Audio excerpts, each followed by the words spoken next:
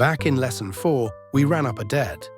The per-protocol effect, what actually happens if you stay on the drug, we said could only be estimated with machinery built later. This is later, and the whole trick is one reframe. In any study, a patient's follow-up clock can stop 3 ways. They have the heart attack. That is the outcome, the thing we want to see.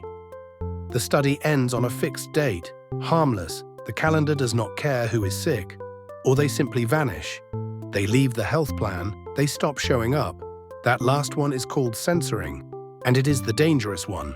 The fix: treat being censored like a second treatment and reuse every tool you already own. Watch 6 patients over 3 years.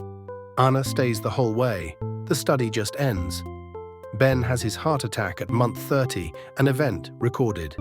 Priya, like Anna, runs clean to the end. Now the 2 that matter. Maria drops out at month 20, but look closer. 2 months earlier, she had a chest pain visit. Tom is lost at month 9, and he was in the emergency room the month before. The people who left were waving red flags on the way out. So ask, who is still under observation late in follow-up?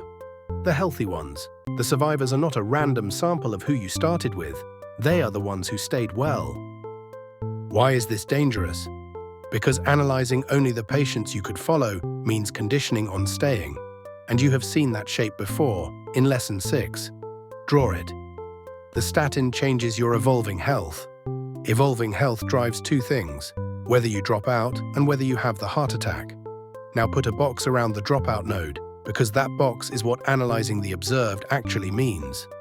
Conditioning on it opens a path from the statin to the outcome that runs through health, a path that has nothing to do with what the drug does. It is a collider, exactly like Lesson 6, except now it is strung out over follow-up time. A perfect coin flip at baseline cannot save you. This bias is born during follow-up, not at the start.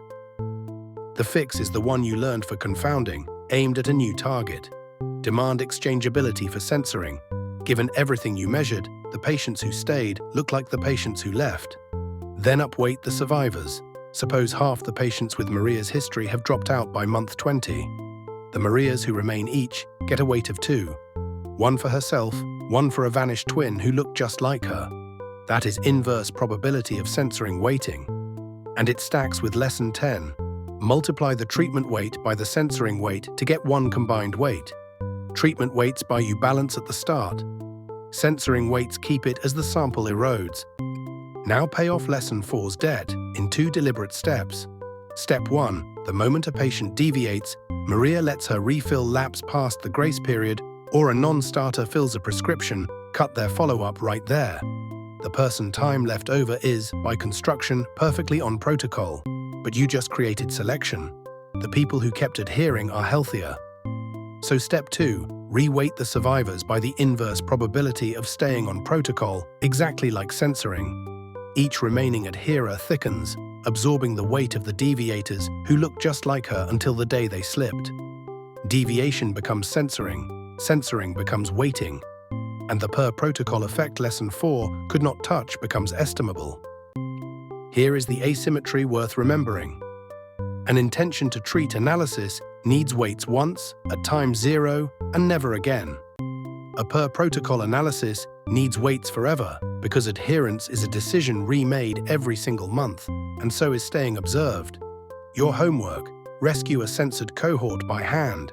2 strata, compute the naive completer's risk and the weighted risk, and watch the gap.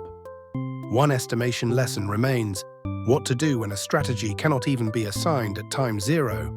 That is sequential trial emulation and the clone sensor weight design.